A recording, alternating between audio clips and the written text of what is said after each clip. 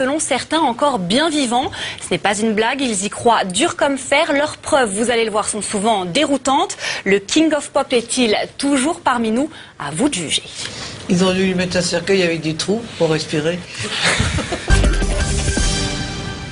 Breaking news. 25 juin 2009, 17h20. Un site américain appelé TMZ annonce une nouvelle qui va vite faire l'effet d'une bombe à travers le monde.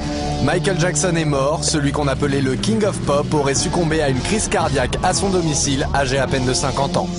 Pour ses fans, cette bouleversante disparition est inconcevable. Comment MJ, qui semblait pourtant en pleine forme lors de ses dernières apparitions, a-t-il pu disparaître aussi soudainement? Surgit alors une question, et si Michael Jackson était encore en vie? Aujourd'hui sur Internet, l'hypothèse d'une véritable conspiration fait de plus en plus d'adeptes. Coup de projecteur sur tous les éléments de cette troublante théorie. Pourquoi Jackson aurait-il mis en scène sa propre mort? Artiste pionnier et innovateur, Michael Jackson a de tout temps nourri l'incroyable projet de réaliser un film révolutionnaire à échelle planétaire. À ce stade de votre carrière, qu'est-ce que vous n'avez pas encore fait que vous aimeriez achever? Il y a beaucoup de surprises. Un film. J'adore les films. Quoi d'autre? Ça ne sera pas un simple film, il s'agira d'innover, d'améliorer ce média et l'emmener jusqu'à un autre niveau. Pour les adeptes de cette théorie, Michael Jackson ne serait pas mort, mais tout simplement passé de l'autre côté du rideau, devenant l'unique metteur en scène de son propre décès, une mise en scène que certains auraient décelée dès l'annonce de la mort du King of Pop. Que s'est-il réellement passé le 25 juin 2009 ? Le jour de la mort de Michael Jackson, le centre d'urgence 911 reçoit un appel dont l'enregistrement est relayé par tous les médias. Une bande-son supposée provenir des archives du 911 est enregistrée et pourtant la voix de l'appelant est bien plus distincte que celle de l'urgentiste. Vous avez appelé les urgences, quelle est votre demande? Nous avons besoin d'une ambulance le plus vite possible. Très bien monsieur, quelle est votre adresse? C'est le 100 Cowell Drive, Los Angeles, Californie, 90077. Plus troublant encore, cet appel a été officiellement localisé comme ne provenant pas de la villa où a été retrouvé le corps de la star, mais du 9641 Sunset Boulevard, un hôtel situé à 3 minutes de chez Michael Jackson. Autre élément suspect, le cardiologue présent sur place, le docteur Conrad Murray, affirme avoir fait un massage cardiaque à Michael Jackson directement sur son lit. Or, ce type d'intervention se pratique sur une surface dure. Alors comment expliquer une telle erreur et aussi qu'un cardiologue d'une telle renommée n'ait eu aucun défibrillateur sur lui? Il est inconscient, il ne respire pas? Exactement, il ne respire pas, monsieur. Ok, il n'est pas conscient non plus? Oui, il est inconscient. Ok, est-il sur le sol ou où est-il exactement? Il est sur le lit, monsieur, il est sur le lit. Ok, mettons-le sur le sol, on le met par terre, je vais vous aider à pratiquer un massage cardiaque. Nous avons un médecin personnel ici avec nous. Ah, il est avec vous? Oui, mais il ne répond pas à ces massages cardiaques. Ah, écoutez, on arrive. Et ce n'est pas tout. Pour certains, le comportement même de l'ambulancier semble suspect. Non seulement la sirène d'urgence n'a jamais été enclenchée, mais c'est surtout la trajectoire du chauffeur qui suscite le doute. Comme l'indique ce plan, l'ambulancier aurait pu facilement emprunter une sortie directe plus rapide. Or, comme le montre cette vidéo, il manœuvre inutilement en marche arrière. Alors pourquoi tenait-il autant à repasser par l'entrée? Peut-être parce que c'est là qu'étaient placés 2 caméramans et un paparazzi prêts à relayer l'événement. De cette sortie en urgence, un seul cliché du corps de Jackson apparaîtra dans les médias. Celui-ci pris par un certain Ben Evenstad. Comment se trouvait-il sur les lieux de l'événement?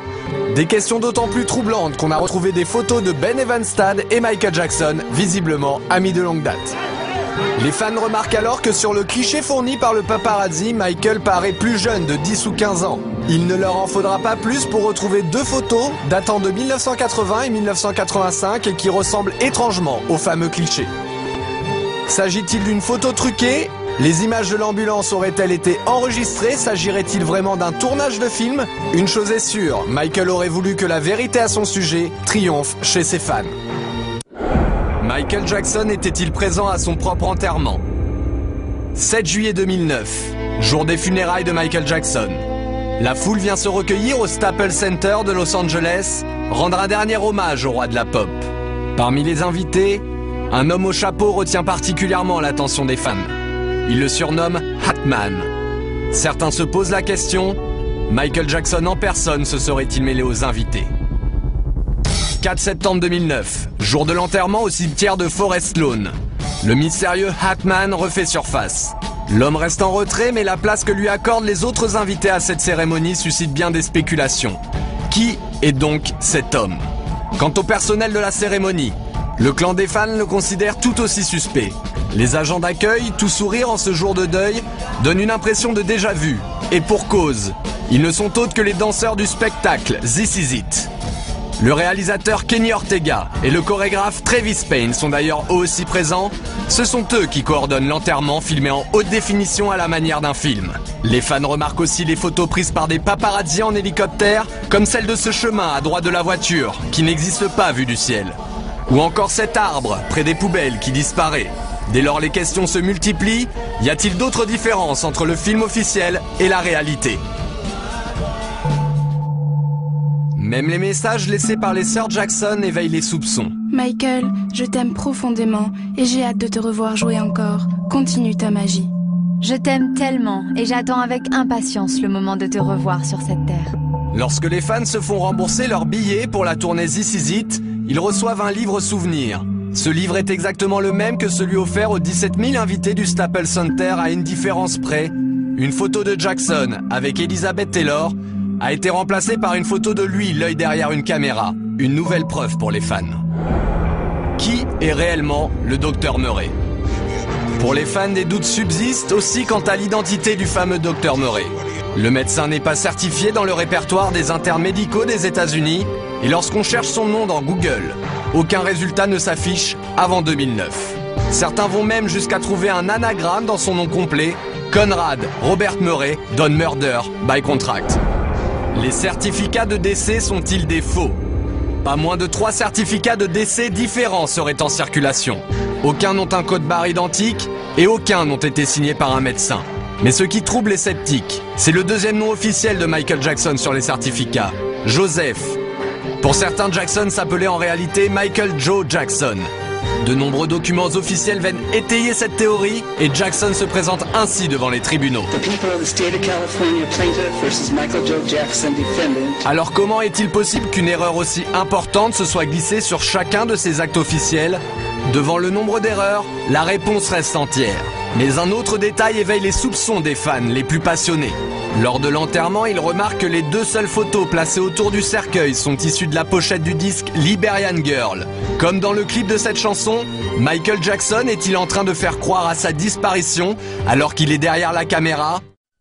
À la mort de Michael Jackson, en juillet 2009, le monde entier suit une à une les images du décès de la star.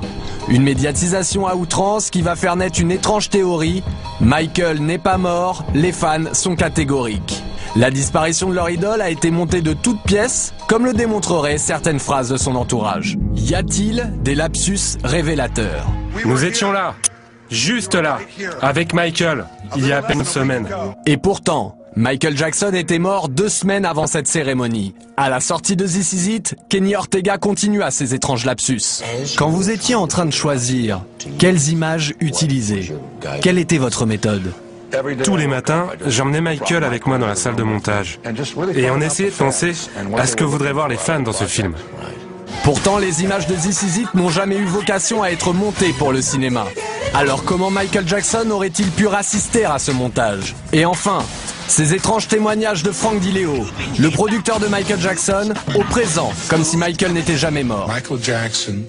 Michael Jackson a toujours fait ce qu'il voulait. Vous vouliez voir Michael? Vous veniez. Michael est-il disponible? Vous veniez. Même chose aujourd'hui. Vous voulez voir Michael? Vous venez. Pour les fans, ces lapsus ne sont pas le fruit de l'émotion, mais les preuves d'une mise en scène précipitée et mal préparée. Les adeptes de la conspiration sont catégoriques, Jackson et ses complices sont en train de manipuler les images de la mort du King. Une passion pour l'illusion que la pop star aurait toujours su pratiquer. Michael manipule-t-il les images? En 1985, des clichés incroyables de Michael Jackson endormi dans un caisson à oxygène défrayent la chronique. Et pourtant, la chambre hyperbare serait une folle rumeur que la star elle-même se serait amusée à inventer. Lorsque l'affiche du projet Believe est diffusée au public, les fans de Michael y trouvent d'autres raisons de douter. Michael continue-t-il de leur envoyer des messages?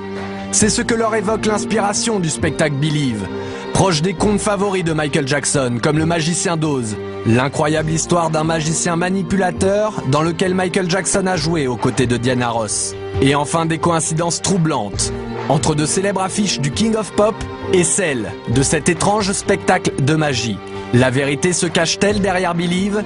Les fans veulent y croire et y voir une fois encore un signe de Michael Jackson. Julie Boisvert est l'une d'entre eux. Qui est Julie Boisvert? Après le décès de son idole, Julie Boisvert se lance dans un voyage sous forme de pèlerinage sur les lieux symboliques de la vie de Michael. C'est comme si je perdais un membre de ma famille. C'est quelqu'un qui a fait partie de ma vie entièrement depuis que je suis toute petite. Admiratrice du King of Pop, Julie ne peut s'arrêter de vouer un culte sans borne à Michael Jackson. À tel point qu'elle décide de mener l'enquête, analysant les circonstances autour de cette disparition soudaine et faisant naître le doute sur Internet, à travers un montage vidéo précis et inquiétant. Michael Jackson aurait-il pris les traits d'une autre personne? Les proches de Michael sont catégoriques. MJ a toujours pratiqué l'art de la manipulation et du déguisement. Son frère Marlon, comme d'autres, raconte avec beaucoup d'humour ce goût de Jackson pour le déguisement. Je me rappelle avoir été un jour dans un magasin de disques. Il y avait cet homme qui achetait beaucoup de CD. Il avait une petite coupe afro et de drôles de dents. Et ses habits étaient affreux. Je me suis approché de lui et je lui ai dit « Michael, qu'est-ce que tu fais dans ce magasin ?» Face à cette fascination de Michael pour la transformation, de nombreux blogs relayent une étrange rumeur. La star continuerait d'apparaître en public, systématiquement déguisée pour pouvoir observer ses proches et sa famille depuis sa mort, et notamment le jour de son propre enterrement.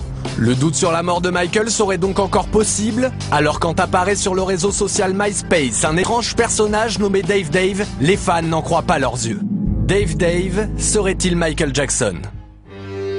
En 1983, un enfant nommé Dave Dave fait la une des médias.